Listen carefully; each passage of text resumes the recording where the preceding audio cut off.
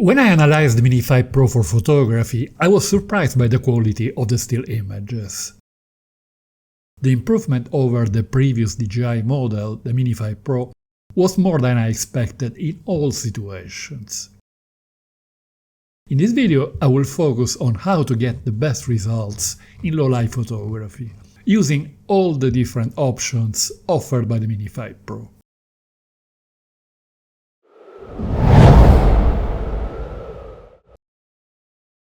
The most important spec affecting photo quality is the sensor size, and DJI has finally managed to squeeze a true 1-inch CMOS sensor on a model under 250 grams, something unthinkable until a few years ago. Compared to the 1/1.3 inches sensor of the Mini 4 Pro and Mini 3 Pro, the new model can capture richer details and gather more light, which is particularly useful in low light and high dynamic range situations. As in the Mini 4 Pro, the field of view is equivalent to 24 mm, while the aperture is slightly smaller at f1.8 rather than f1.7. This should not cause issues, as the previous model already has a good low-light performance, and the Mini 5 Pro's larger sensor should gather enough light to compensate for the slightly smaller aperture. We can choose to save photos in RAW, JPEG, or in both formats, which is what I generally do. Until a few years ago, I would only use RAW.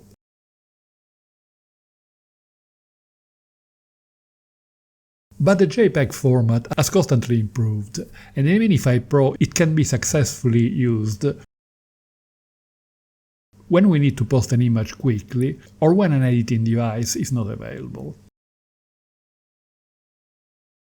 The Mini 5 Pro offers two resolution options, the traditional 12 megapixel mode and the 50 megapixel one, obtained by splitting each pixel into 4 smaller ones.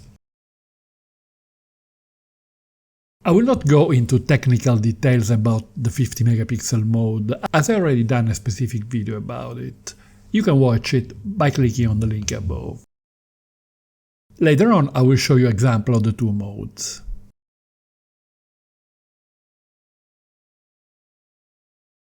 In the photo menu above the shutter, we can choose auto exposure bracketing to take 3, 5 or 7 photos in rapid succession, with different exposure values.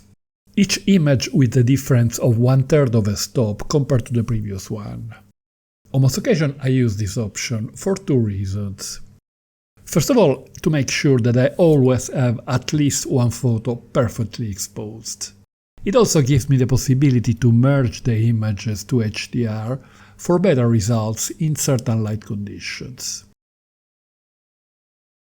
For merging to HDR, I use Luminar Neo, my favorite photo editing program.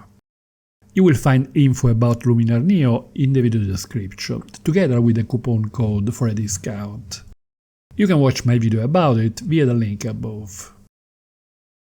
Another major feature of the Mini 5 Pro is the presence of a 48mm matte Tele Mode, offering a 2x zoom with higher quality compared to the digital zoom of previous models. Using this mode, we can get closer to targets that cannot otherwise be reached, increase the parallax effect when different layers are present in an image, and obtain better separation between a target and the background.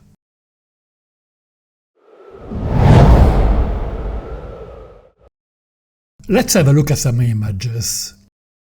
The best time to test the low light capabilities of the camera is during the blue hour, more or less an hour after sunset, according to the latitude, when the artificial lights are on, but there is still a hint of natural light. I prefer to include some artificial lighting alongside unlit areas to test how shadows are rendered. I often see low-light tests taken at night in urban areas. This is not a suitable scenario for comparing the low-light capabilities of different cameras, as the shadows will always appear black, regardless of the camera used.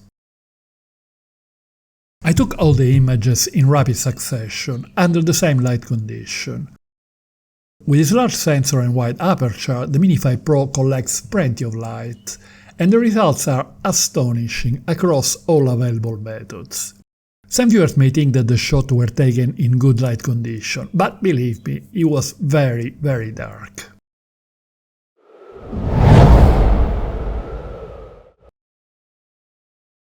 JPEG files are preprocessed in the camera and ready to use, although a touch of extra contrast and saturation is often useful.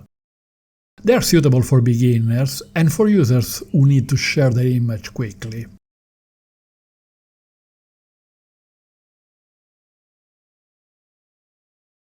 The quality of this format has greatly improved recently, and in the Mini 5 Pro, the difference compared to the RAW file is not too evident.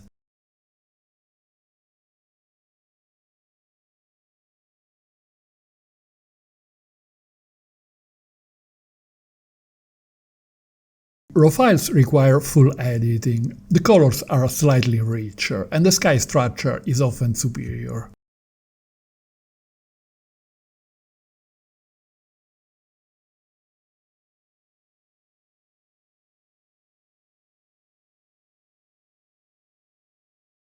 They contain more information and respond better to post-processing, allowing for the adaptation of an image to the color scheme of a specific project.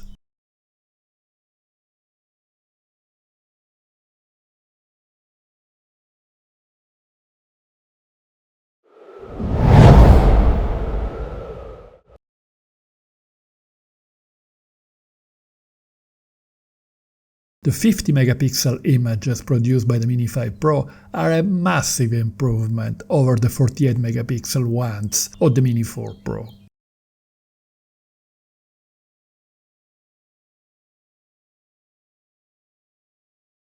The difference with the RAW images are subtle, and they can produce slightly better results on certain occasions.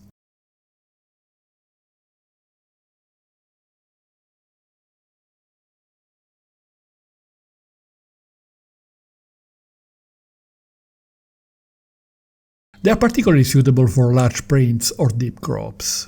The downside of this format is that the files are very large and extremely demanding in terms of computer resources.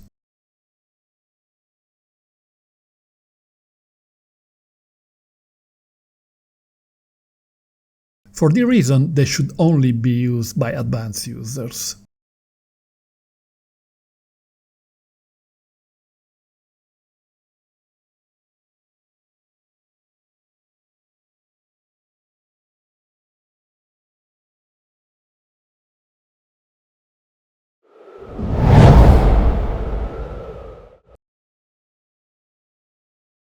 When merging 5 images to HDR, the software takes the highlights from an image with low exposure and the shadows from one with high exposure.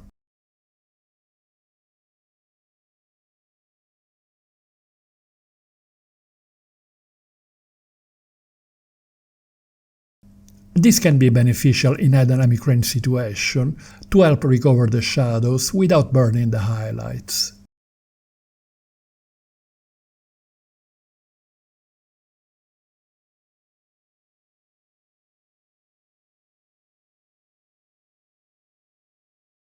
The differences with a single RAW image are often very subtle, but it is a tool worth trying when the outcome of the RAW image is not satisfactory.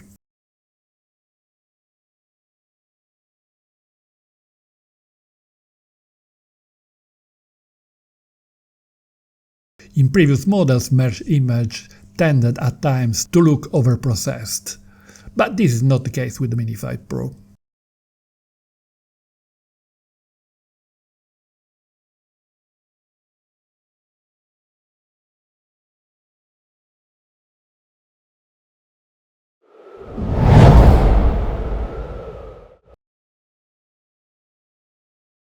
The 48mm Tele Mode takes advantage of the larger sensor of the Mini 5 Pro to deliver a 2x zoom with a quality close to a true optical lens.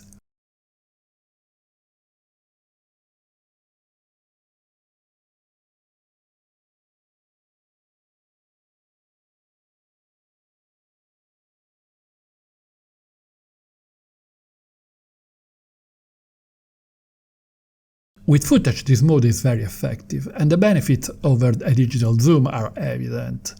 However, the quality of raw photos with the Mini 5 Pro is excellent even at a 2x zoom, and it is hard to detect major differences when using the Tele Mode.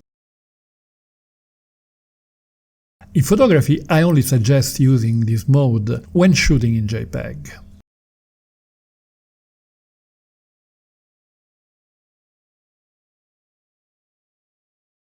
Summing up, the quality of photos taken in low light with the Mini 5 Pro is sensational. I suggest using JPEG images and the Tele Mode for beginners or when an in-depth post-processing is not possible. More experienced users who rely heavily on computer editing have a wide array of tools to make the most of each image. Click on this link to watch my video about photography with the Mini 5 Pro. And don't forget to hit the like button if you find this video interesting. Thank you.